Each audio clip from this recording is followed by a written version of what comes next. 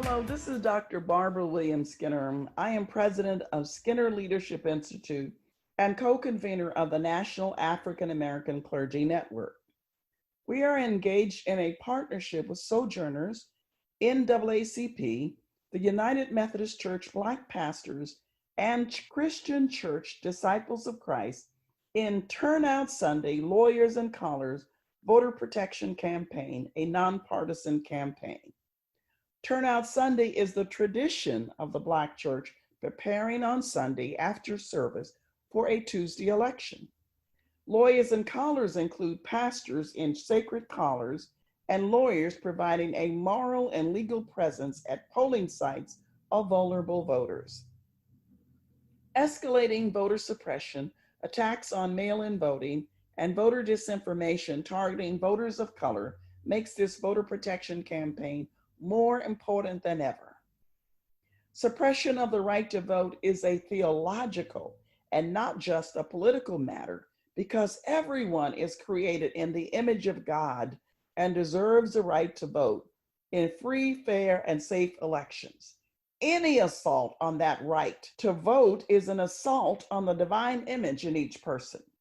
We believe that voting is an act of faith deeply rooted in Matthew 25's command to care for the least of these, our brothers and sisters. When we consider the mounting voter suppression reported in the 2020 election, we are reminded of those not included in we the people of our Constitution. When the preamble to the U.S. Constitution was written in 1787, three groups were excluded: enslaved Africans in America, white women, and white men without property.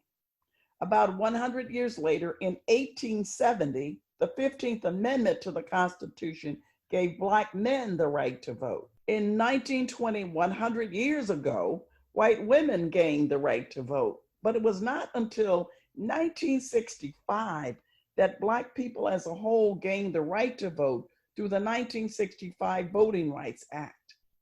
48 years later, in June 2013, the Supreme Court struck down the 1965 Voting Rights Act's Section 4. That section requires states that had measurable evidence of voter suppression to have their state's voting plan pre-cleared by the U.S. Justice Department. As a result of a weakened Voting Rights Act, 7 years later, 17 million Black and brown Americans have been purged from the voting rolls. 1,600 polling locations have been closed, and 25 states have enacted voter suppression laws that reduced or suppressed the right to vote of elderly poor, immigrants, people of color, students, and generally low-income people. There are many examples of voter suppression, such as voter intimidation, reducing polling hours, tightening requirements for ID that millions do not have, such as driver's license, and denying vote by mail during COVID pandemic,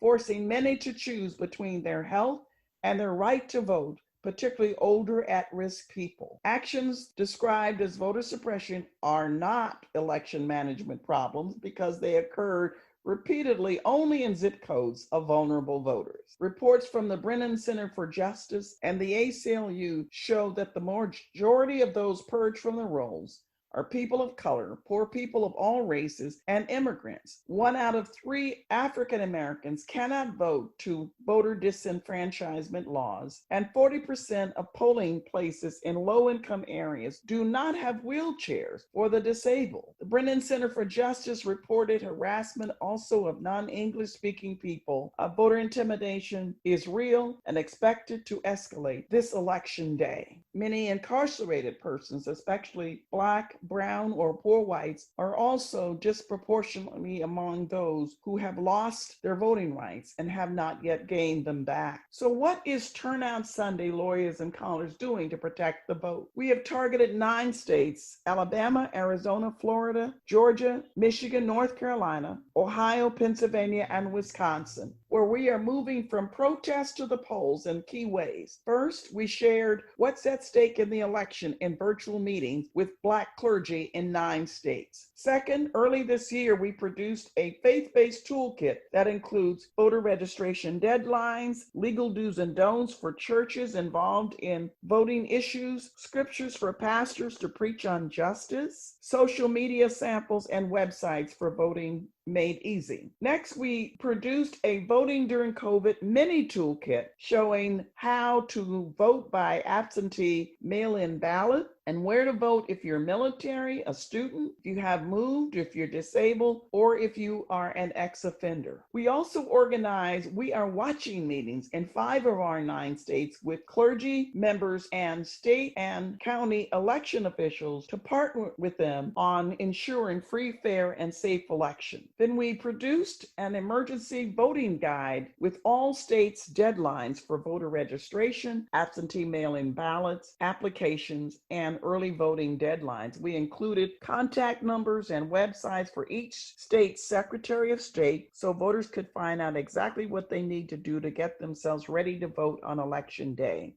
We also distributed widely a vote-by-mail strategy because of increased efforts to sabotage the U.S. Postal Service. We suggested that people get the absentee vote-by-mail application, fill it out carefully, sign it, but do not mail it back to the post office. Instead, take it to an official drop-off location and use TurnoutSunday.com, that website, TurnoutSunday.com, to download the emergency voting guide to get the Secretary of State number in each state to know exactly where the drop-off boxes are for your state. We distributed through social media and in briefings with state pastors 12 things every voter should know before voting, for them to post that on their websites so people would know how to get registered, how to vote early, and what exactly they need to do to vote safely if they decide to vote in person. Then we encouraged our state lead pastors to encourage voters to vote the entire ballot, and for pastors to host Facebook Live and Zoom sessions to educate their members on what's on the ballot and the meaning for their lives and their communities. We also shared in the toolkit and in virtual meetings with our 9 state pastors how to prepare their churches prior to the election, on Election Sunday, and on Election Day to make sure everyone knows